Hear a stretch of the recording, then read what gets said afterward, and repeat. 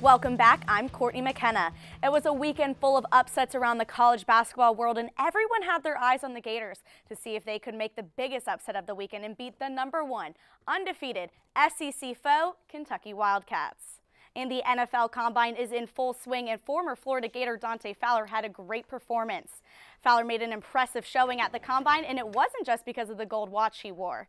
DJ Durkin will coach the bowl game while new head coach Jim McElwain focuses on recruiting both players and his own staff. Well, I think it's a great opportunity for the Gators since they weren't bowl eligible last year. They really proved themselves through this really difficult season, and it's a good opportunity for McElwain to see what he'll be working with this upcoming year. And once again, the Florida NFL teams all ended up in the losing column. But it's not like you haven't heard that before. The 10th-ranked Florida volleyball team took out the brooms this weekend as they swept both Auburn and Ole Miss to open up conference play. It was a tough weekend for Gator football fans as the Tide rolled the Gators 42-21, giving Florida its first loss of the season. Well, Mark, fans can expect a good game tonight, and honestly, they can probably expect a win. And the winner of that one will take on the winner of Miami-UCF. Currently, Miami is up 2-1, but UCF is about to take this set. They're currently up 23-22. And now Sloan is still out with her ankle injury, so you can count on freshmen like Kennedy Baker and Alex McMurtry to help post high scores to make up for Sloan's marks. Action is set to get started here in the O-Dome in a little under 2 hours, so get yourself some dinner and come on down to check out the action. Reporting for WUFT Sports, I'm Courtney McKenna. Our gymnastics beat reporter Courtney McKenna joins us live from the O-Dome. Courtney, can you tell us about tonight's matchup? Well, Dwayne, the two-time defending national champions look to continue their hunt for title #3 as they open up home action and SEC action against the Tigers. The last time the two teams met was at Auburn, where the Gators took that one by a .85 margin. But the Tigers, however, won their season opener on the road at UNC, so you can bet they're taking that momentum straight into the O-Dome tonight, and they're going to compete strong against the Gators. Now, Courtney, one of the Gators' top competitors, Bridget Sloan, will be out for this meet after suffering a severe ankle sprain in their season opener last week. How is that going to affect today's competition? Well, this is going to be really tough for the Gators because they're not used to competing without Sloan. She's usually there competing almost on every apparatus at most meets, not to mention the fact that she puts up some really high scores that bring up the team's total. And Bridget Sloan was actually the first gymnast across the country for the 2015 season to post a perfect 10. So the Gators will need to perform high and strong to make up for her high scores. But while Sloan isn't able to compete, head coach Rhonda Fain says that she is sure Sloan will have a big impact on the team, this time on the sidelines using her leadership skills to cheer on her teammates. Sloan is out indefinitely with her ankle sprain, but has high hopes of returning at the end of the season to compete. Action between the Tigers and the Gators is set to start in a little under 20 minutes, so come on down to the O-Dome to check it out. Well, the road to the national championship ended for the Gator men's basketball team with a loss to UConn on Saturday.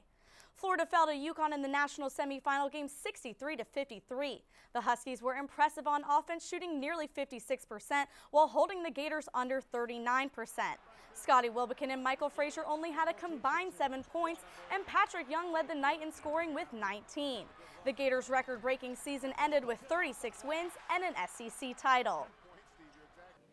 All three Florida NFL teams were in action this weekend, with two of them facing off against each other. Jacksonville hosted Miami, and the Dolphins ended up with the W. Miami capitalized on Jacksonville's mistakes, including Blake Bortles' 2 pick-sixes. Bortles also threw a 48-yard touchdown with 2:19 remaining, but it was too little too late. Miami took this one 27-13. And the Bucs hosted the Vikings, and it seems like the Bucs are just finding new ways to lose. This one went into overtime, but on the first play in OT, Tampa Bay fumbled the ball, and Minnesota's Anthony Barr scooped up the ball and brought it back to the end zone. The Vikings broke their 3-game losing streak with a 19-13 win over the Bucs. That was your Sports in 60. I'm Courtney McKenna. Have a great day.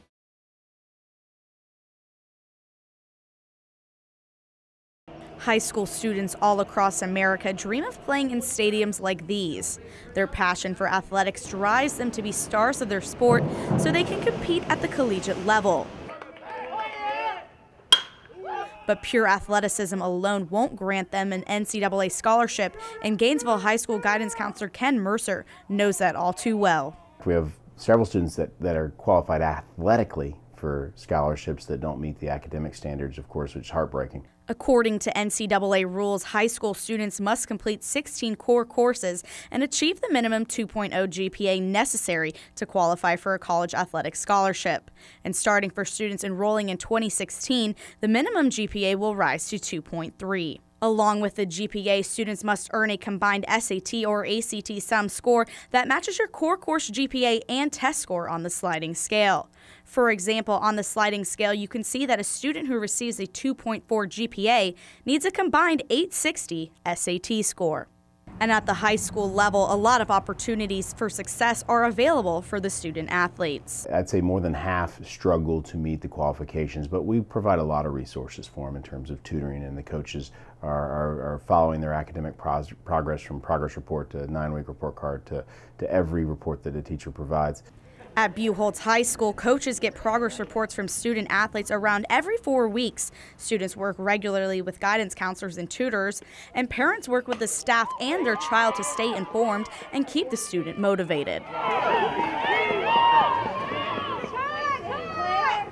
It's that whole village that it takes to try to maximize potential and to try to just keep and create hope.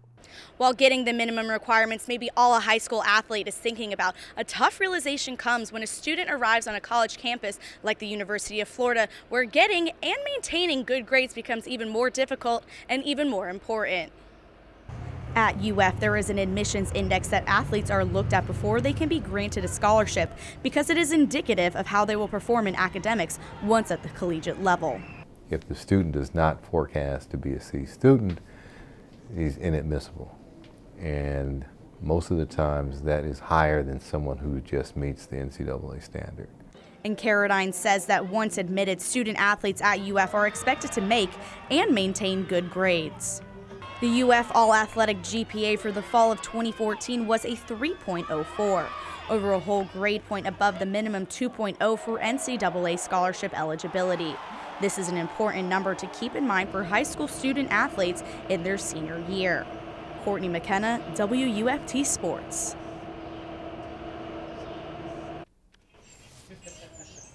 If you're in the Suburban Heights neighborhood on a Saturday morning, you may come across a group of people outside working on bikes.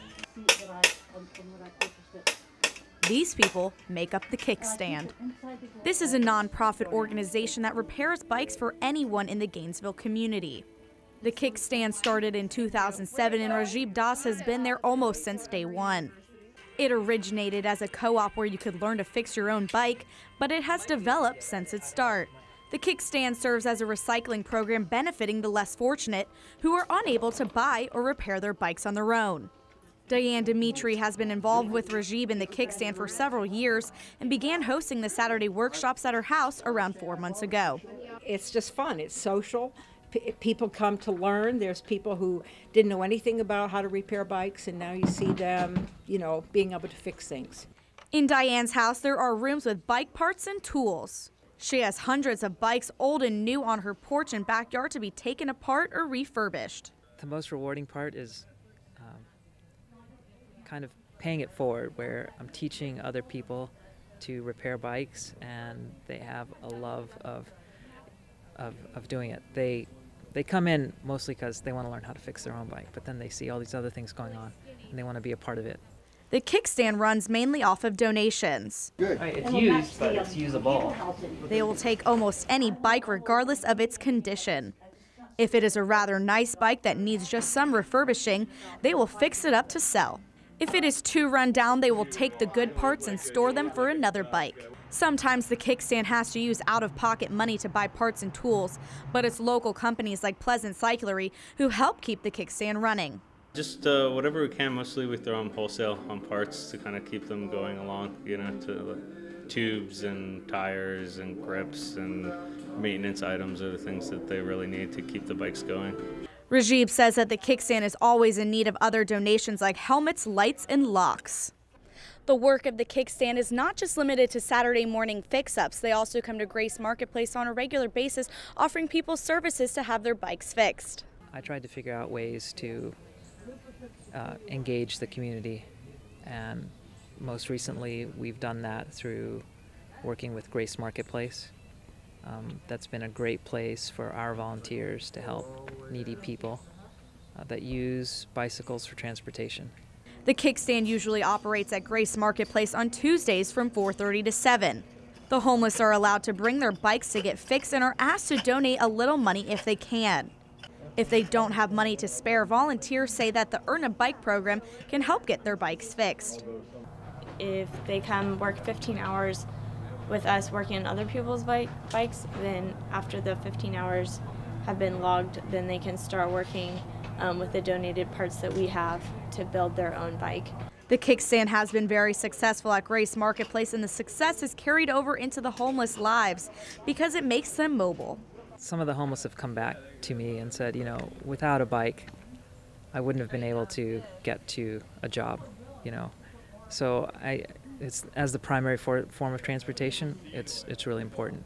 The kickstand volunteers have full-time jobs, but the couple extra hours a week of unpaid work helps the less fortunate get their own paycheck.